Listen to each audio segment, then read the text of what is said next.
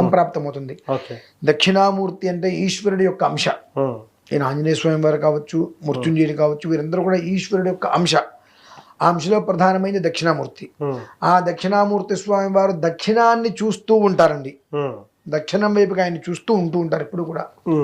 అపమృత్యువుని మన దగ్గరికి రానియకుండా, ఏ ఇంట్లో అయితే కనుక దక్షిణామూర్తి ఫోటో అనేటువంటి దక్షిణాన్ని తిరిగి చూస్తూ ఉంటుందో ఆ ఇంటికి అపమృత్యు అనేటువంటి ముందు రానియదు ఆయన. అపమృత్యు భయం నాస్తి సర్వత్ర విజయప్రదం అనేటువంటి మనం ఉత్తరానికి చూసి నమస్కారం చేస్తాం. ఆయన దక్షిణాన్ని చూస్తుంటే ఉత్తరం వైపు కుబేరుడు ఉంటాడు.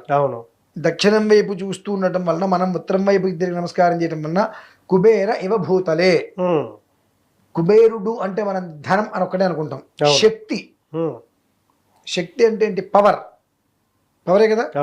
ఆ ఒక్క పవర్ మనకి జనరేట్ చేస్తాడు ఆయన.